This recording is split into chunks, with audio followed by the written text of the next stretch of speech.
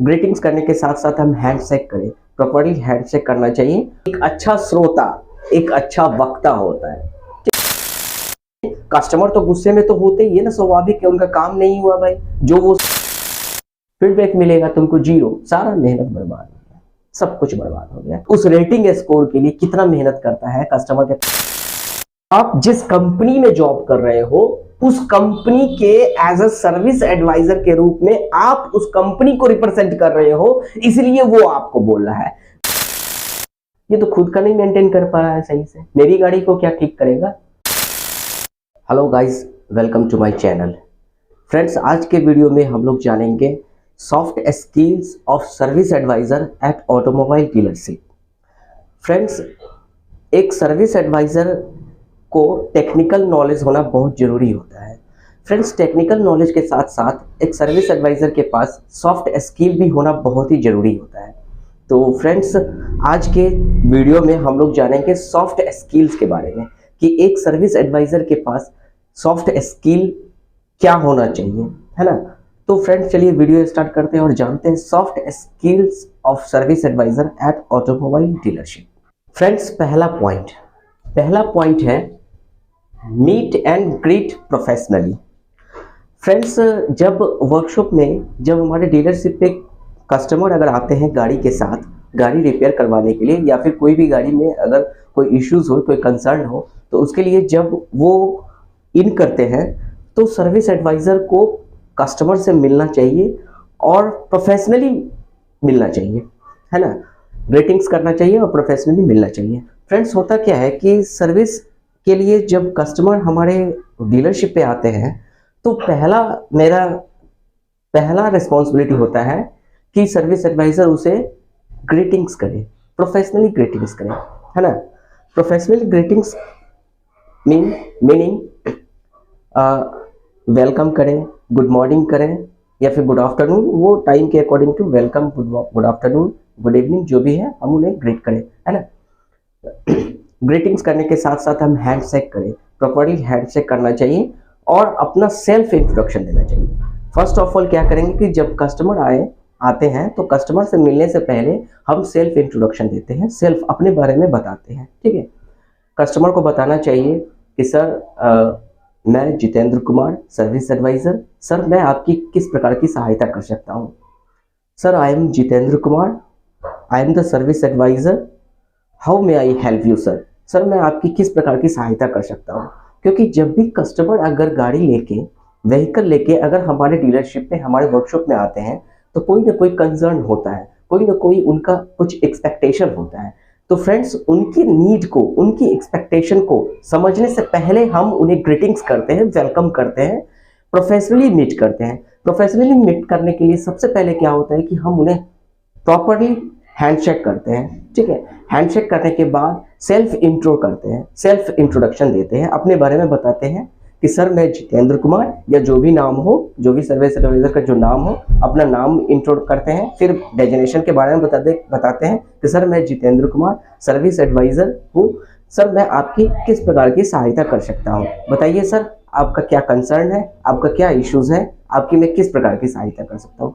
Friends, यहाँ एक बात आपको ये ध्यान रखना है कि कभी भी सर्विस के लिए अगर कोई कस्टमर आए तो उनको ऐसा नहीं बोलेंगे कि सर बताइए क्या प्रॉब्लम है। एक्चुअली समस्या प्रॉब्लम नहीं, प्रॉब्लम क्यों होगा भाई, अगर गाड़ी लेके आई है, गाड़ी में कोई ना कोई इश्यूज होता है, कोई कंसर्न होता है, उन्हें हम प्रॉब्लम वर्ड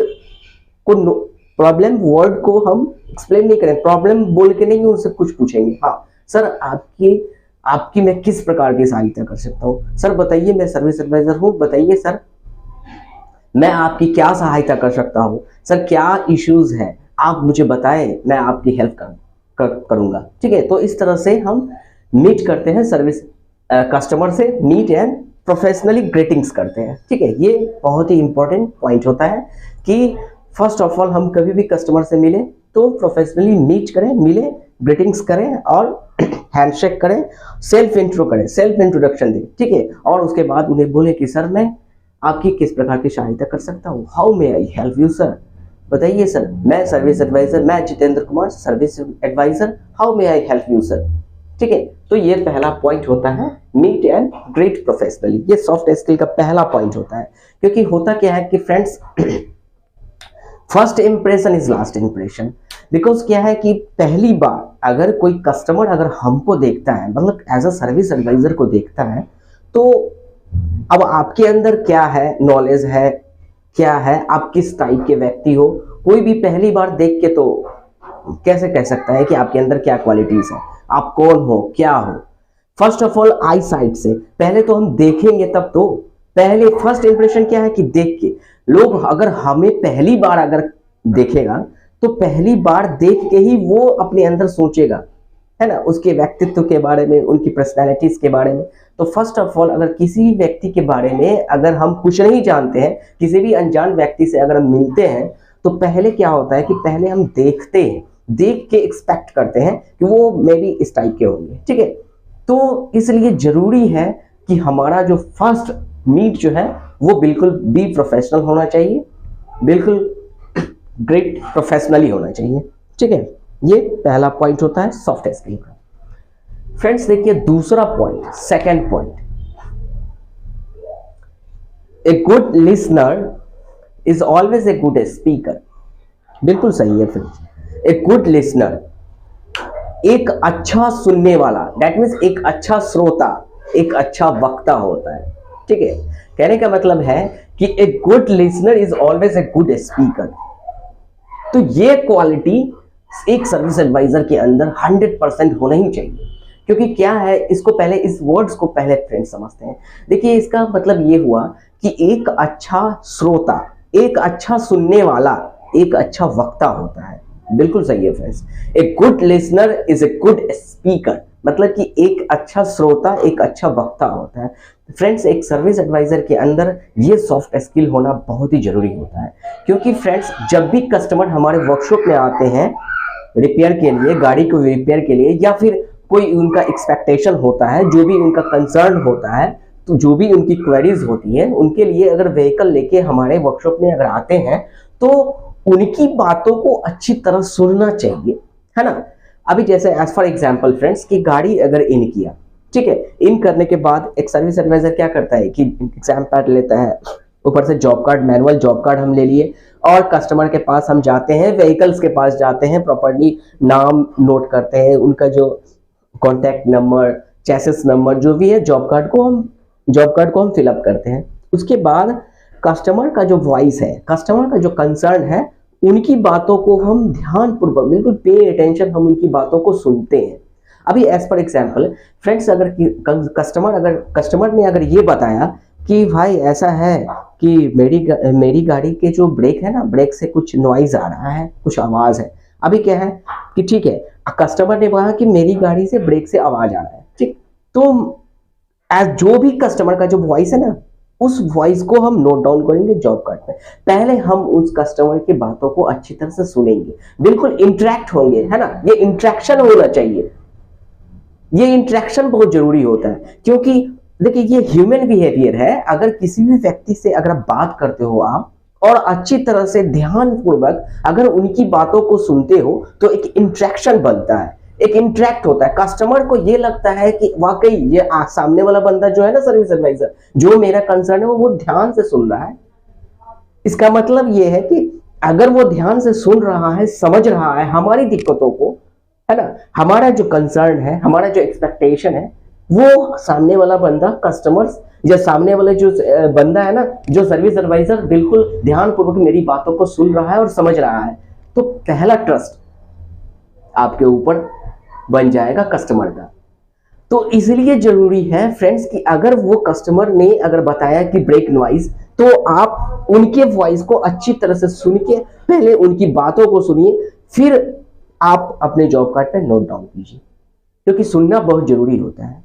क्योंकि ये ह्यूमन बिहेवियर, अगर सामने वाले व्यक्ति से अगर अच्छी तरह से अगर आप सुनते हैं उनकी बातों को, तो उनको लगता है कि सही में ये जो लड़का जो है ना, ये सर्विस एडवाइजर जो है ना, ये मेरी बातों को बहुत ही ध्यान से सुन रहा है। और जब सुन रहा है तो इसका मतलब है कि वो काम भी बहुत अच्छी तरह से करके हमको हैंड ओवर करेगा ही करेगा। पहला ट्रस्ट आप जीत जाओगे। इसलिए जरूरी है कि एक सर्विस एडवाइजर के अंदर गुड लिसनर की क्वालिटी होनी चाहिए, because a good listener is always good speaker. अगर आप सुनोगे अच्छी तरह से तो उस पॉइंट के बारे में अच्छी तरह से बोल भी सकते हो। इसलिए जरूरी है कि सर्विस एडवाइजर के अंदर क्वालिटी होनी चाहिए गुड लिसनिंग का। ये good listener, a good listener is always a good speaker. Friends, customer ने बोला कि भाई मेरी गाड़ी में ब्रेक नॉइज कर रहा है। हाँ, हम मानते हैं कि आप सर्विस एडवाइजर हो, टेक्निकल साउंड हो, आपके अंदर टेक्निकल नॉलेज बहुत है, आपको पता चल गया कि कस्टमर ने बताया कि ब्रेक नॉइज है, आपने ब्रेक नॉइज को ना लिख के ब्रेक क्लीनिंग लिख दिया। हाँ, ब्रेक क्लीनिंग मुझे पता चल गया सर, अभी देखो। हाँ सर, आपके ब्रेक में आवाज है, ठीक है मैं समझ गया, ब्रेक नॉइज ब्रेक क्लीनिंग। नहीं, ऐसा नहीं करना चाहिए। कस्टमर ने जो कहा उनकी वॉइस को आप जॉब कार्ड पे नोट करो और उनकी बातों को ध्यान से पहले सुनो, उसके बाद अपना रिकमेंडेशन देना भाई कि सर आपकी गाड़ी में ब्रेक नॉइज है, तो इसके लिए रिकमेंड करता है कि आपकी गाड़ी का जो ब्रेक ओवरहॉल हो और ब्रेक शू को क्लीनिंग करना पड़ेगा। That means clean of your brake shoe of your vehicles. पहले सुनना चाहिए फिर रिकमेंड करना चाहिए, पहला पॉइंट, ठीक है। अब माना कि आप टेक्निकल साउंड हो, आपको पता चल गया कि कस्टमर का ब्रेक नॉइज कर रहा है, तो क्या होगा भाई, ब्रेक को साफ करेंगे, क्लीन करेंगे, ब्रेक नॉइज खत्म हो जाएगा। देखना पड़ेगा, इंस्पेक्ट करना पड़ेगा, ब्रेक ड्रम को खोल के देखना पड़ेगा कि ब्रेक शू का क्या पोजीशन है, ड्रम का क्या पोजीशन है। अगर डिस्क पैड है तो ब्रेक पैड डिस्क पैड को खोलना होगा, उसके पैड को देखना होगा कि क्या कंडीशन है, उसकी क्लीन करना होगा, क्लीन करके फिर फिट कर देना होगा, तो ब्रेक नॉइज खत्म हो जाएगा। ये फ्रेंड्स तीसरा पॉइंट होता है always be positive and transparency with customer. Friends, हमें अपने कस्टमर के साथ हमेशा पॉजिटिवली बिहेवियर करना चाहिए, ठीक है। पॉजिटिवली बिहेवियर कस्टमर के साथ करना चाहिए और ट्रांसपेरेंसी होना चाहिए। ये ट्रांसपेरेंसी का मतलब क्या हुआ फ्रेंड्स, कि देखिए ट्रांसपेरेंसी का मतलब पारदर्शी, ट्रांसपेरेंसी का मतलब पारदर्शी, ठीक है। अगर कस्टमर से अगर हम कमिटमेंट किए हैं तो बिल्कुल ट्रांसपेरेंसी होना चाहिए। सर 2 बजे गाड़ी आपको रिपेयर होके हम आपको हैंड ओवर कर देंगे, तो बिल्कुल जॉब कार्ड पे भी मेंशन होना चाहिए। कस्टमर से जो बात की है वो बात बिल्कुल जॉब कार्ड पे मेंशन होना चाहिए, है ना। अगर उस काम को, जो भी जॉब है, जो भी कस्टमर का काम करना है, सपोज अगर सर्विस करना है, पेड सर्विस या क्लच का काम है, कुछ भी है, तो उस काम को करने में जितना टाइम लगता है वो बिल्कुल क्लियर होना चाहिए, क्लियर कट होना चाहिए कि सर इतने बजे 2 बजे गाड़ी आपको हम हैंड ओवर करेंगे। जितना कॉस्ट होना चाहिए वो भी एस्टिमेट कॉस्ट भी बिल्कुल क्लियर होना चाहिए। प्री इनवॉइस करके हमको कस्टमर को बताना चाहिए डिलीवरी के टाइम पे, बिल करने से पहले। तो कस्टमर से हमेशा हम ट्रांसपेरेंसी रहेंगे, ठीक है, पारदर्शी रहेंगे। कुछ भी अगर होगा ना तो कस्टमर से बिल्कुल, कस्टमर को ऐसा लगना चाहिए कि सही में ये बंदा जो है कुछ भी मुझसे छुपा नहीं रहा है, ये बिल्कुल है जॉब से रिलेटेड, काम से रिलेटेड, एस्टिमेट कॉस्ट से रिलेटेड, एस्टिमेट टाइम से रिलेटेड कुछ भी बातें हैं तो वो मुझसे बिल्कुल क्लियर कट बात कर रहा है, ठीक है।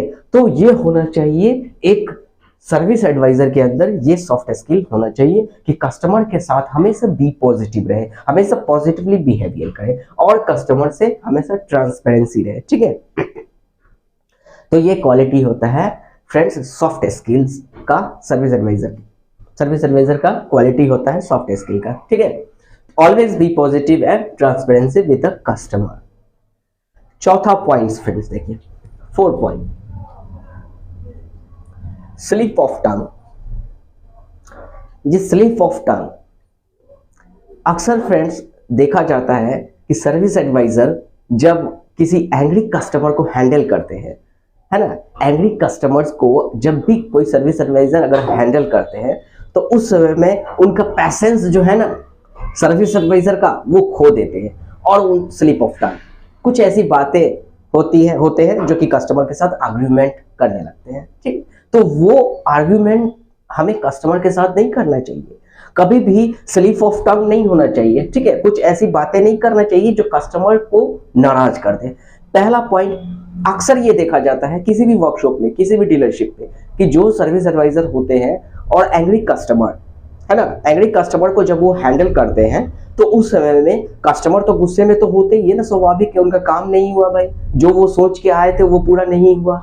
5 काम लिखाए थे आपके जॉब कार्ड पे जिसमें सारा काम हो गया और एक छोटा सा काम छूट गया, देखिए ये ह्यूमन बिहेवियर है, ये मेरा एक्सपीरियंस करता है। अगर कस्टमर ने आपका 5 काम लिखाया है आपके जॉब कार्ड पे, पांचों का पांचों काम अगर कर दिया और एक छोटा सा काम, एक छोटा सा वर्क आपसे चूक हो गया, सुपरवाइजर ने नहीं किया, ध्यान से नहीं किया, कोऑर्डिनेशन आपका सही नहीं रहा, सर्विस एडवाइजर का कोऑर्डिनेशन सुपरवाइजर के साथ नहीं रहा, या फिर सुपरवाइजर का टेक्नीशियन के साथ नहीं रहा, जो कि वो काम नहीं पूरा किया। सपोज अगर उसके डोर में नॉइज है, डोर का नॉइज अगर छूट गया तो सिर्फ इस कंसर्न को लेके कस्टमर नाराज हो जाएंगे और उनका बस यही कहना रहेगा कि सर मैं तो इसी काम के लिए आया था, बाकी सब काम तो होना ही था लेकिन स्पेशली मैं इसी काम के लिए आया था। ये ह्यूमन बिहेवियर है। भले वो काम उनका प्रॉपर नहीं हो लेकिन वो उसके माइंड में ये रहेगा ही कि मैं आपको बताएगा ही, सर्विस एडवाइजर को बताएगा ही कि भाई साहब ऐसा है ना कि मेरी गाड़ी का तो सारा काम आपने किया तो ठीक है, लेकिन स्पेशली मैं इसी काम के लिए आया था, डोर नॉइज कर रहा था, जो कि आपने काम किया ही नहीं। कस्टमर गुस्से में है, कस्टमर गर्म है आपके ऊपर, आपको बोलेगा कि भाई क्या काम आप लोग करते हैं, मतलब जो भी है कस्टमर एंग्री है, गुस्से में है, टेम्पर में है। उस पोजीशन में क्या होगा, उस सिचुएशन में क्या होगा कि सर्विस एडवाइजर जो है अपना पैसेंस खो देता है, अपना आपा खो देता है, और वो उस कंडीशन में क्या होता है, slip of tongue. Slip of tongue, customer से हम आर्ग्यूमेंट करने लगते हैं और क्या होता है कि हमारा कस्टमर डिससेटिस्फाइड होता है, और हमारा कस्टमर जब डिससेटिस्फाइड हो गया तो भैया कॉलिंग जो जाएगा ना सीआरएम का, है ना, CRD department, customer CRD department से सीएसआई के लिए जब कॉल करोगे रेटिंग के लिए, फीडबैक मिलेगा तुमको 0, सारा मेहनत बर्बाद हो गया, सब कुछ बर्बाद हो गया। आपने कितना मेहनत किया, कितना धूप में रख के जॉब कार्ड को खोले हैं।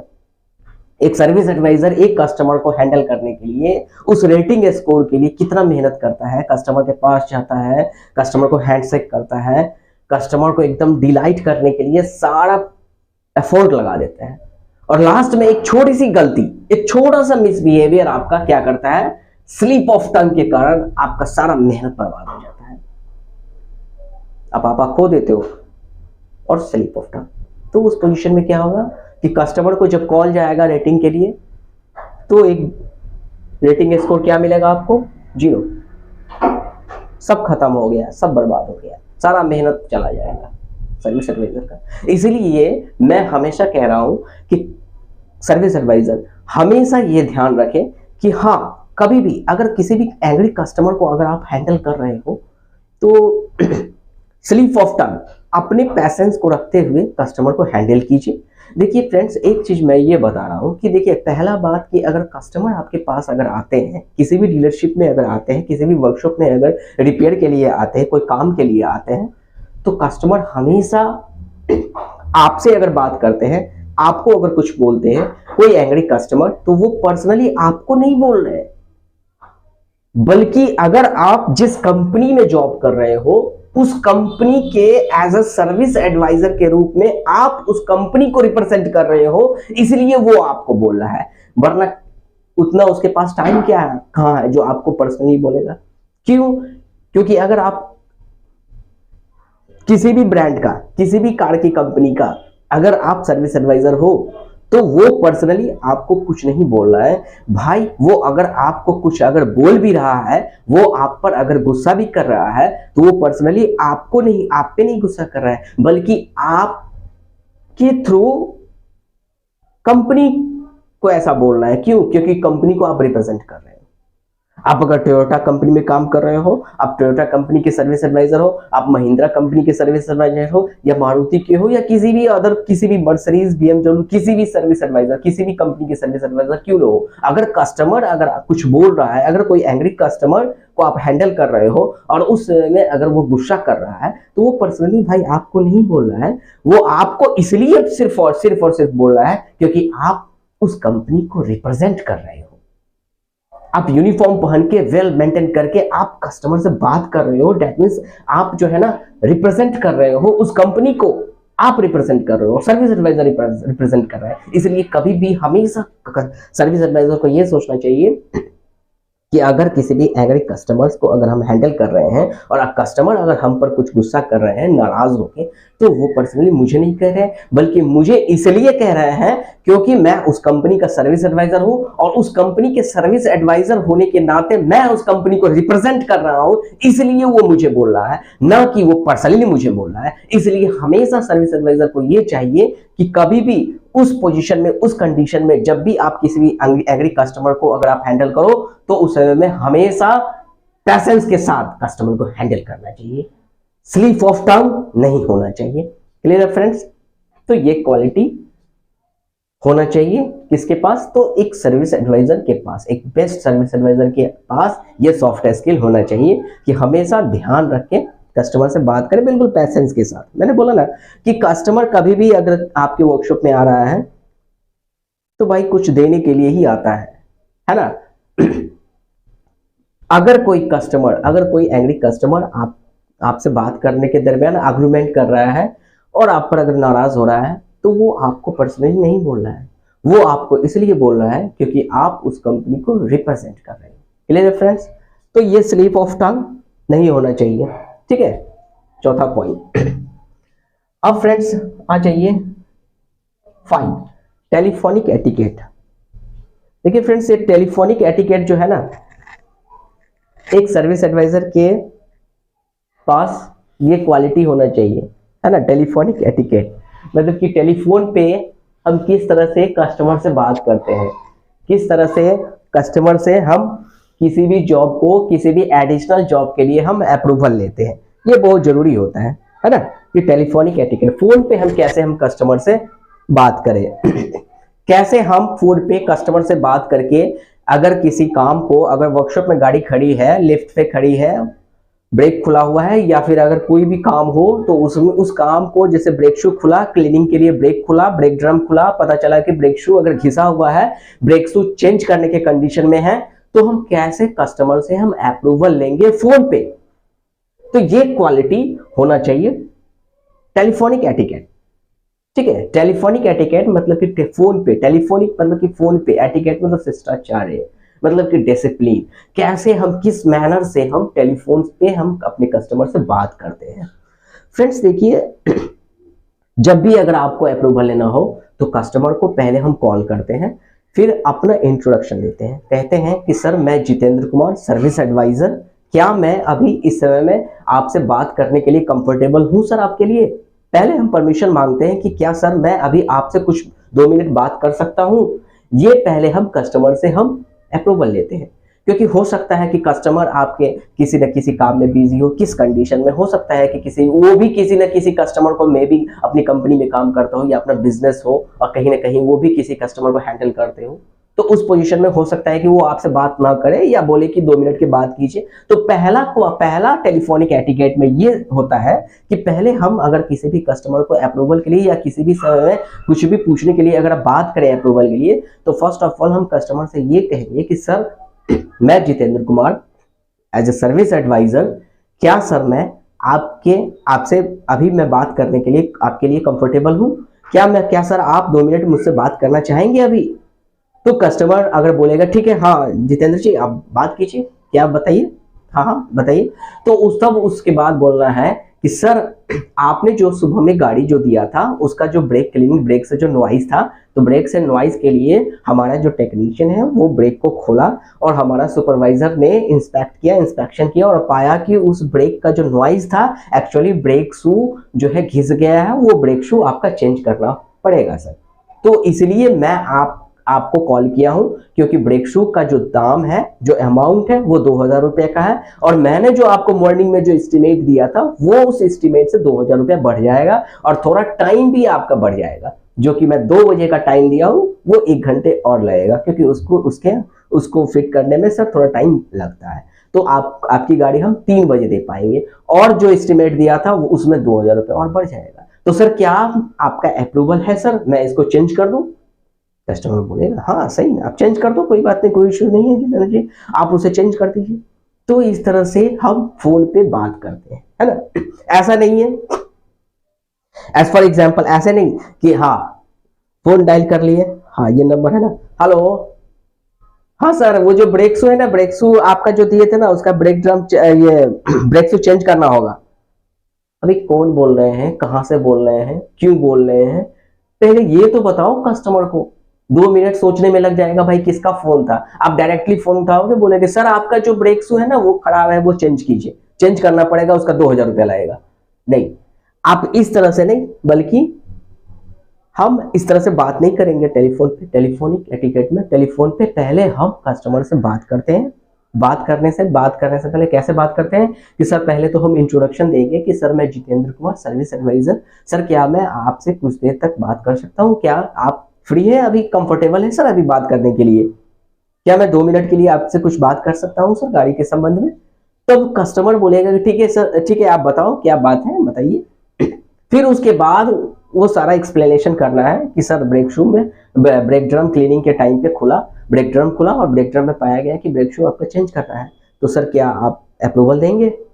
तब जाके कस्टमर से अप्रूवल लेना है और फिर अपने सुपरवाइजर को बताना है कि ठीक है आप उस ब्रेक शू को चेंज कर दो। तो ये मैनर होता है, ये डिसिप्लिन होता है, ये एटिकेट होता है, टेलीफोनिक एटिकेट। तो टेलीफोन पे जब भी हम बात करेंगे तो यूं ही नहीं, कस्टमर के नाम से, है ना सर। ऐसे नहीं कि डायरेक्टली फोन किए कि सर हाँ आपका जो ब्रेक शू खराब है वो चेंज करना पड़ेगा, 2000 रुपये दाम है, ऐसे नहीं। क्योंकि ऐसे में क्या होता है कि कस्टमर को खुद नहीं पता चलता है कि भाई ये फोन कहाँ से आया, पहले तो फोन कहाँ से आया, क्यों आया, है ना। तो ये डिसिप्लिन होना था, ये एटिकेट होता है टेलीफोनिक एटिकेट। तो हमको फोन पे एक सर्विस एडवाइजर को फोन पे जो टेलीफोनिक एटिकेट का जो क्वालिटी है एक सर्विस एडवाइजर के अंदर होना चाहिए, ये सॉफ्ट स्किल का ये बहुत ही मेन रोल होता है, ठीक है ना, मेन पॉइंट होता है सॉफ्ट स्किल का। क्लियर है फ्रेंड्स? अब आ जाइए 6, ये छठा पॉइंट्स है, 6 point, grooming face and personalities. ये ग्रूमिंग फेस एंड पर्सनैलिटीज हमेशा कस्टमर के सामने सर्विस एडवाइजर का जो फेस जो है ना बिल्कुल ग्रूमिंग होना चाहिए और वेल पर्सनैलिटीज होना चाहिए, प्रॉपर ड्रेस मेंटेन होना चाहिए, टाइज, है ना, कंघी, फेस क्लीनिंग, क्लीन शेव, बाल में कंघी होना चाहिए, है ना, प्रॉपर ड्रेस मेंटेन होना चाहिए। तो ये जो ग्रूमिंग फेस एंड पर्सनैलिटीज बहुत ही इंपॉर्टेंट होता है। क्यों? क्योंकि फ्रेंड्स होता क्या है, ये ह्यूमन बिहेवियर है, हम अपने दैनिक जीवन में भी ऐसा देखते हैं। अगर किसी अनजान व्यक्ति से अगर हम मिलते हैं, सपोज कोई आदमी आया, है ना, मतलब कि एक ऐसा व्यक्ति आया जिसका जो ड्रेस किसी तरह पहना हुआ हो, प्रेस ना हो, है ना, और बाल बिल्कुल बिखरा हुआ हो, है ना, और बड़े बड़े दाढ़ी हो, थोड़ा सा बढ़ा हुआ। अब ऐसे व्यक्ति अगर आपके पास आएगा और आप उससे कभी मिले नहीं हो, फर्स्ट टाइम में मिल रहे हो, तो आप अपने मन में क्या सोचोगे? क्या आपके अंदर सोच आएगा? और ऐसे व्यक्ति को अगर अपनी कार रिपेयर करने के लिए दे रहे हो, बनाने के लिए दे रहे हो, तो भाई पहले तो वो ये सोचेगा कि भाई साहब ये व्यक्ति तो खुद का मेंटेन अगर नहीं सही से कर रहा है तो मेरी गाड़ी को क्या मेंटेन करेगा। इसलिए फ्रेंड्स हमेशा एक सर्विस एडवाइजर के अंदर ग्रूमिंग फेस होना चाहिए और वेल पर्सनैलिटीज होना चाहिए। क्योंकि ये ग्रूमिंग फेस और वेल पर्सनैलिटीज जो है ना, फर्स्ट टाइम पे अगर कोई कस्टमर अगर आपको देखता है या फिर कोई भी व्यक्ति अगर आपको देखता है, तो पहले आपके अंदर जो क्वालिटी है वो तो बाद में, वो तो बाद की बात है, पहले तो देख के ही अंदाजा लगाता है कि भाई ये इसका ये बाल बिखरा हुआ है, इसका ये दाढ़ी बड़ा बड़ा है, ये यूनिफॉर्म भी नहीं सही से पहना हुआ है, इसका ड्रेस भी बिखरा हुआ है। आखिर ऐसे व्यक्ति ये सुटेबल नहीं है भाई मेरी गाड़ी के लिए, क्या मेरे को रिपेयर करेगा मेरी गाड़ी को, ये तो खुद का नहीं मेंटेन कर पा रहा है सही से, मेरी गाड़ी को क्या ठीक करेगा।